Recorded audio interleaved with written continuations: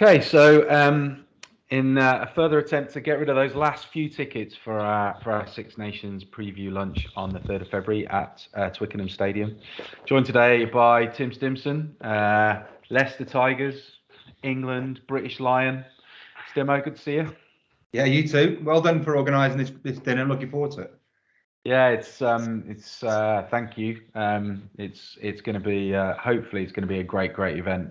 We've got incredible lineup of panelists and an incredible lineup of table hosts. Got your old mate George Shooter coming along as a table host as well. So there's a bit of a Tigers connection there. So yeah, really looking for us to get together, isn't it? I mean, I look forward to seeing your old mates that disappear off all over the place, and it's great to see them maybe once every 2 or 3 years, especially Shoots. So when I sent you that little note going, Stimo, mate, do you mind? What was it that compelled you to want to come along?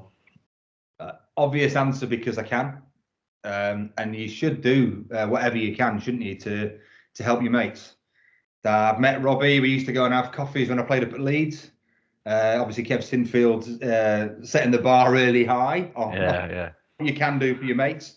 The least I can do is turn up for dinner, get pissed with a few mates. Doddie Weir, okay, he played a lot of practical jokes on me. Him and Gary Armstrong were the bane of my life when I was a 20-odd-year-old playing for Newcastle. Few times they caught me on camera, really embarrassed me. I think one of the worst ones, they took pictures of me naked and put it behind laminated plastic at the entrance hall of Kingston Park.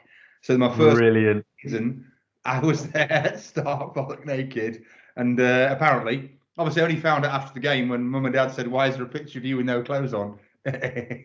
But mate, that's outstanding. Absolute prankster, but a genuine, beautiful man.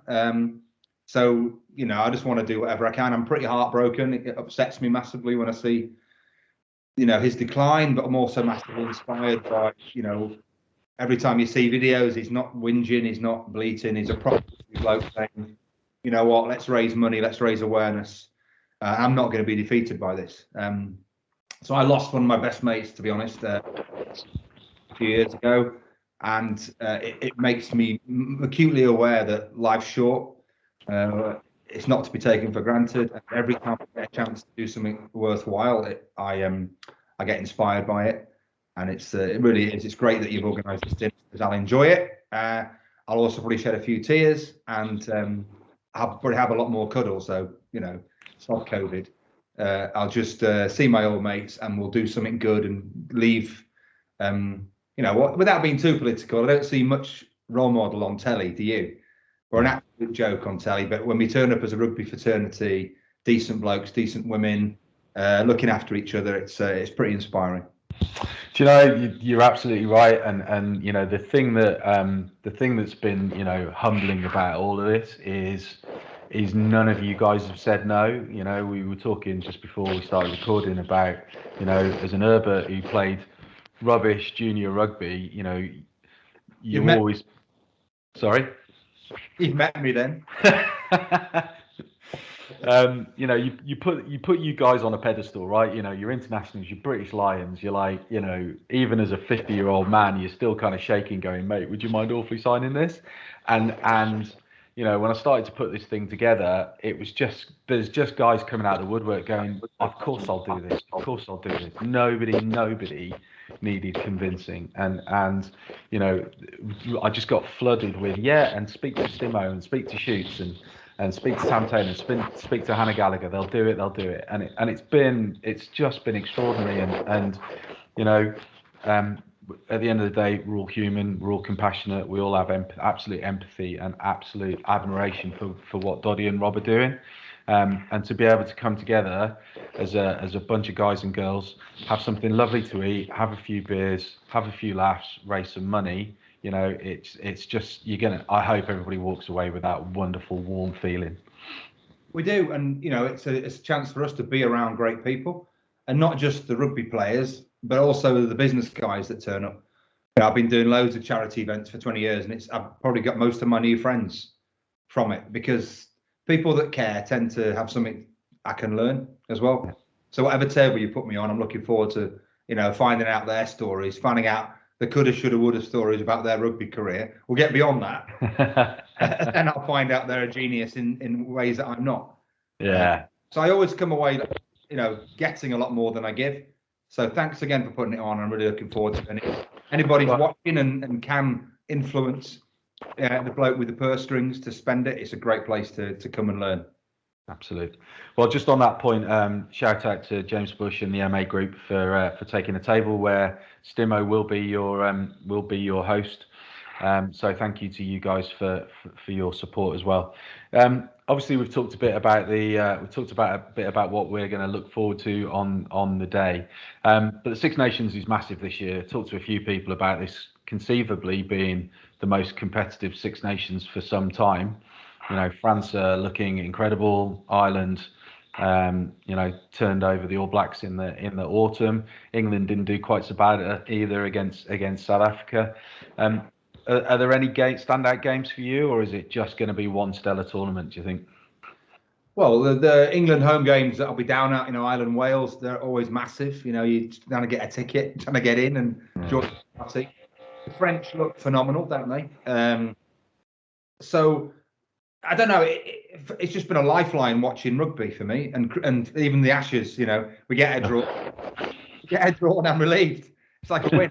But watching live sport, I have a lot of sort of empathy, or I feel a lot and thank a lot for those lads who are in bubbles. They're not being with their families. They're really sacrificing all sorts that we don't get to see as just punters now. But when they get on the field, you can see that they're loving it. A bit like the dinners I've been to recently. Everyone's just so excited to be allowed out again, to be allowed to go and be sociable and see your mates. And I think it's going to be a cracking Six Nations. We've been through a tough time. We need things to look forward to. And I'm sure England will rise up again. But I think the French are the boys to beat. Yeah, that appears to be the sort of common theme from all the EU experts, is that the French are there to win it. Well, it's our job to beat them, isn't it? Yeah, absolutely. But it's been a really unpredictable tournament, and bar Italy, everybody can win it. Yeah, and that's an honest statement. Scotland always get a good kicking, but actually recently they've been putting in some of the best performances. So every game's going to be competitive, and it's very hard to pick it. So. Well, I'm sure Luke McLean might have a slightly different perspective on what Italy can do this year in the Six Nations, and of course Ben Kayser is going to have he's going to be quite bullish, I suspect, about where the French are going to go this year. Yeah, I'm not being disrespectful to Italy. No, it's just they're brilliant up to about 60 minutes most of the time, and then they just run out of that. That's the second level. It's going to take a bit more time for them to get the strength in depth. Yeah. On that basis, I should have been an Italian international, really, because I was brilliant for 20. Well, so you say. Modestly. No, I used to wind up Kenny Logan and say, mate, if I'd been born Scottish, I'd have 150 caps. But that's pretty rude. But I'm looking for the boys are up there, the old enemy dinner and the old Calcutta Cup stuff. So Burns night's coming up, so I better be careful. Yeah. Some of them know where you live. No, of course, there's a few of us now that are old enough to sit in the old Gits corner and talk about how amazing we were in the 80s and 90s. So always take full advantage of that when I'm talking to the kids. For those of you who need a reminder, the event is on the 3rd of February. It's the Thursday before England take on Scotland in the Calcutta Cup at Murrayfield. Our kickoff is a lunchtime kickoff. You get champagne reception, a 4-course lunch with wine. We're being welcomed by Big Barry McDermott, big mate, of course, of Robbie's, and David Flatman, TV personality, eater of everybody's chips, apparently, including mine. And then we're going to hear from the men's panel and the women's panel. As I say, really stellar lineup. All of these guys are giving their time freely. The tickets, I'm going to stop saying are just 200 quid because I'm conscious that's a lot of money for some people. But for 200 quid, I think you're going to get an extraordinary amount of value. And most importantly of all, we're going to have an opportunity to help sufferers of MND in the future, hopefully get some sort of a better quality of life. So if you can come along, please. and Stimo will hopefully share some pictures of him naked. Hopefully not. There's a lot better younger versions at the dinner you might see naked if you put that money in. Right, well, there you go. There's the silent auction prize. Okay? Yeah. You get a signed naked photo of Stimo for just £1,000. What more could you need in life? Mate, really good to see you. Thanks for all your support with this. Really appreciate it. And I'll see you in a couple of weeks. Brilliant. Thank you. Cheers, buddy.